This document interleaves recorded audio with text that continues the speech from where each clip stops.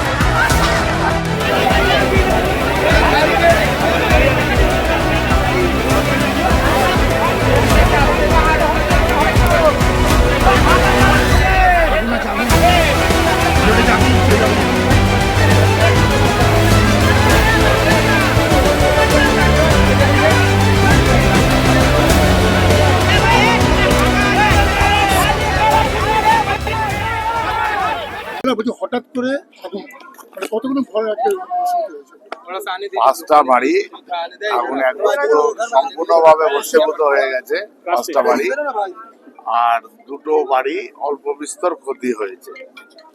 ইতিমধ্যেই আমরা পুলিশ প্রশাসন চলে এসছে, আমরাও নিজেরাও আমার দলের কাউন্সিলররা রয়েছে এখানে, যুব সভাপতি সকলেই আমার খবর পাওয়া মাত্রই 5 মিনিটের মধ্যে এখানে আসি এবং আগুন এখন পুরোপুরি নিয়ে পেয়ে গেছে। আমরা যে পরিবারগুলো এখানে আছে, 5টা পরিবারের 28 জন মতন মেম্বার, তাদের রাতের খাওয়ার ব্যবস্থাও করেছি, থাকার ব্যবস্থাও পাশে একটা ক্লাবে করে দিয়েছি। আলো এখনই লাগিয়ে দেওয়া হবে, মোটামুটি সমস্ত ব্যবস্থা এখানটাতে করে দেওয়া হবে। তুমি অনুমানটা কি হবে আগুনটা না, সেটা এই মুহূর্তে বলতে পারছি না।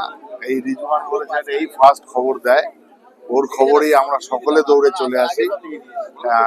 এটা এই মুহূর্তে বলতে পারছি না কি করে হয়েছে, ওটা পুলিশ প্রশাসন তারা ইনভেস্টিগেশন করবে, করে তারা দেখুক কি করে আগুনটা ধরেছে, যাতে কোনো মানুষের কোনো, এবং অনেক ডকুমেন্টস এখানে পুড়ে গেছে। আমি ইতিমধ্যেই এসডিও সাহেবের সাথে কথা বলেছি, সিপি সাহেবের সাথেও কথা হয়েছে, তারা ইনস্ট্রাকশন দিয়ে দিয়েছে যাতে কোনো মানুষের ডকুমেন্টস পেতে কোনো রকম সমস্যা যাতে না হয় তার ব্যবস্থা করবে। এটা এসডিও সাহেব সিপি সাহেব কথা দিয়েছে।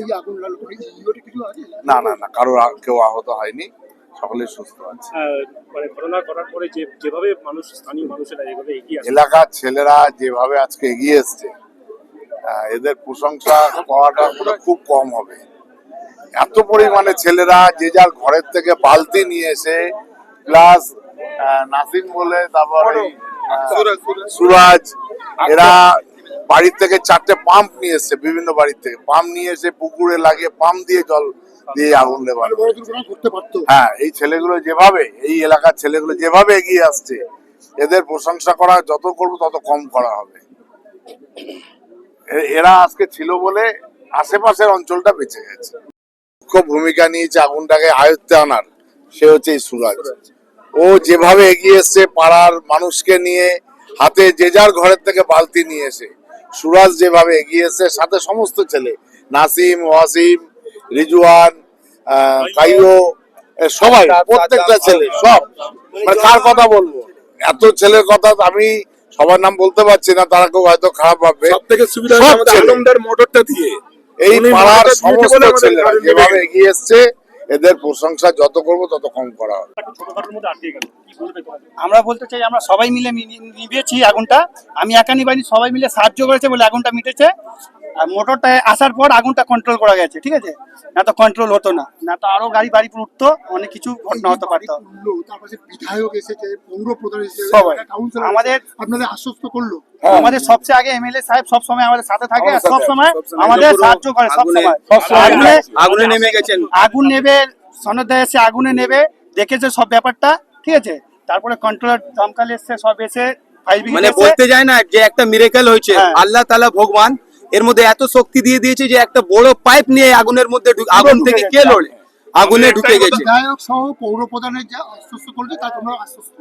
একদম আমাদের সব সময় দাঁড়িয়ে থাকে, সব সময় ইনারা 24x7 সব সময় আমাদের জন্য, সব সময় আমাদের পাশে, রাত 3টে সময় হোক বা দুপুর 3টে সময় হোক, বিধায়ককে আমাদের এমএলএ ফারিস্তা মতন এসেছে, আজ 2-2.5 ঘন্টা উনিও আগুনে ঝেপেছে, উনি কিন্তু আগুনে পুরো ছিলেন, উনিও risk উনি নিয়ে- দাঁড়িয়ে উনিও নিয়ে risk পুরো নিয়েছেন। কাজটা করিয়েছে। কাজটা করিয়েছে। আমরা অনেক হিম্মত পেয়েছি। আমাদের স্যার চ্যাটার্জি বাবু এসছে, আমাদের চেয়ারম্যান সাহেব আমাদের সাথে পৌর প্রধান এসেছে, পৌর প্রধান এসেছে, সবাই একদম ঝাঁপিয়ে পড়েছেন। আমাদের কাউন্সিলর এসেছেন, আমাদের সব আমাদের সব কাউন্সিলর চলে এসেছেন। আমাদের আমাদের MLA র কাজে আমরা অনেক খুশি। আমাদের যার সবচেয়ে বড় হচ্ছে যার তাগত ভোট আমাদের পেয়েছে, এমএলএ সাহেব। সে এমএলএ সাহেব না থাকলে আমরা এসব করতে পারবো না। দেখুন, আমাদের সবচেয়ে বড় সবচেয়ে বড় ক্ষতিপূরণ সব উনি করে আমাদের মুসিবতের সময় মানে এর সময় আমাদের পাশে এসে দাঁড়ালেন। এর চেয়ে বড় আমাদের আর কি একটা আমরা শক্তি ফায়ার পেলাম। ব্রিগেডে আসতে আজকে সময় দেখুন আমাদের MLA এসে গেছে। বিপদের সময় পাশে পেলাম। আপনার নাম? মোহাম্মদ সুরাজ। আপনার আর নাম? রিজওয়ান আহমদ। আপনার নাম? শেখ আক্তার। তিনটে বাড়ি কিন্তু ভস্মীভূত হয়েছে, আপনি এখানে এসেছেন। তিনটা না 6টা বাড়ি বসে আচ্ছা, আগুনের উৎস এখনো খুঁজে পাওয়া যায়নি। ফায়ার ব্রিগেড কাজ করছে, এখানে ডিসি নদ গণেশ বিশ্বাস তিনিও আছেন, আমাদের থানার সমস্ত অফিসাররা আছে। এখনো আগুন নেভানোর কাজ চলছে। তবে আল্লাহ ঈশ্বরের দয়ায় এটা বলতে পারি কারো জীবনহানি ঘটে। আমরা তৎপরতার সঙ্গে এদের কালকের থেকে পরিষ্কার করে যাতে এদের পুনর্বাসন মানে কোথাও এই জায়গাটার মধ্যে দেয়া যায় আমরা করব। সবচেয়ে বড় কথা আজ বাদে কাল ভোট, সেই ভোটের সময় এদের যে আইডেন্টি প্রুফ যেটা বর্তমান এসআইআর এর প্রয়োজন যেটা প্রমাণ সেগুলো সব ভস্মীভূত হয়ে গেছে। আমরা দেখছি কিভাবে এটা কি করা যায়। এদের পাশে আমাদের বিধায়ক সাহেব এসেছিলেন সনদে, আমাদের বারবার পার্থভৌমিক বারবার ফোন করছেন, তিনি একটু বাইরে রয়েছেন, বারবার ফোন করছেন তিনি। আমরা সর্বোপরি এদের যাতে কাল থেকে খাওয়া দাওয়া এবং এরপরে যদি পরিষ্কার করে এদের বাড়ি করে দেওয়ার দায়িত্ব নৈহাটি পৌরসভা বা বিধায়ক এবং এমপি পার্থভূমি নেবে। এই যত বড় ক্ষতিটা হলো এই রিকভারি করতে আরো কতটা সময় লাগতে পারে? দেখুন, একটা জিনিস 6টা বাড়ি ভস্মীভূত হয়েছে। এটা রেল বস্তি কলোনি, এটা গায়ে গায়ে বাড়ি, এটা প্রত্যেক বাড়িতে এমনকি আছে যারা তারা জ্বালানির কাঠ পর্যন্ত তুলে রেখে দেয়। গরিব মানুষের ব্যাপার তো, এটা নিম্ন মানে একদম দুস্থ মানুষেরা বসবাস করে। তাহলে স্বাভাবিক কারণেই আমাদের হাত দিতে গেলে আমাদের তো একটু সময় লাগবে। তবে আমি আনুমানিক চিন্তা করছি দিন-15-র মধ্যে আমরা কমপ্লিট করে দেব। আপনার আশ্বাসে তারা কতটা খুশি হয়েছে? খুশি অখুশি যারা যাদের ক্ষতি হয়েছে তারা বলতে পারবে কত খুশি আর অখুশি। তবে এদের মুখে যাতে হাসি ফোটে, এরা যাতে খুশি হয়। নৈহাটি বিধানসভা, নৈহাটির পার্থভূমি, নৈহাটি বিধায়ক সনদে এবং নৈহাটি পৌরসভায় দায়িত্ব নেবে। যাদের ক্ষতি হয়েছে বাড়ি, তারা কিন্তু আপনার কথা আশ্বস্ত হয়ে তারা কিন্তু আপনাকে সাধুবাদ জানালো। তাহলে আশ্বস্ত হওয়ার কথা নয়, এটা তো মামাটি মানুষের পৌরসভা, মামাটি মানুষের সরকার। আমরা কাল থেকে নেমে পড়বো এদের যাতে আবার সেই পুরনো বাসস্থানে ফিরে যেতে পারে। আমার মনে হয় যা ছিল তার চেয়ে ভালো বাসস্থান এদের হবে, এটা দায়িত্ব নিয়ে বলছি। বলছি যে ভস্মীভূত হয়ে গেছে অনেকে ডকুমেন্টস। আর ডকুমেন্টস গুলো দেখুন প্রশাসনের ব্যাপার। এটা আমাদের ডিসি সাহেব গণেশ বিশ্বাস সাহেব বললেন যে তিনি ডায়েরি করে, আইসি সাহেব এখানে জয়েন করেছেন বেলাবাবু, তিনি জিডি করে যেভাবে ডকুমেন্টস পাওয়া যায় আমরা সর্বতভাবে এদের পাশে থাকবো। এসে পৌঁছেছে, পৌর প্রধানও এসছেন। তা কি বুঝলেন, কোথায় প্রাথমিক অনুমানটা কি হবে?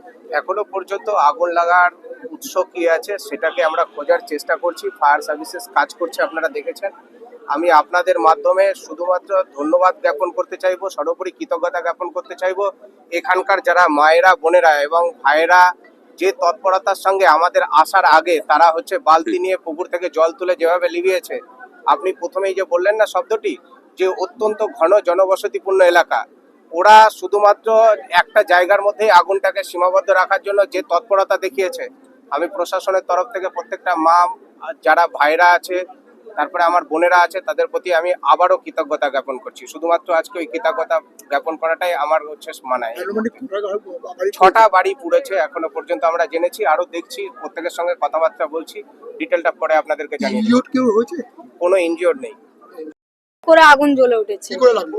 এবার কি করে সেটা তো আমরা জানতে পারলাম না, আমরা তো বাইরে বসেছিলাম। তারপর আমরা সবকে ডাকলাম, তারপর ছুটে ছুটে সব এসে জল। কি করে লাগলো? এবার সেটা লাগলো কি করে, তার ছিল ওইখানে, এবার কি করে লাগলো এবার ভগবান। কখন হয়েছিল? এই তো একটু আগে। তারপর কি করছে, কোথায় ছিলেন আপনারা? আমরা রাস্তায় বসেছিলাম, আমার বড় দিদির ওইখানে বসেছিলাম গেটের কাছে।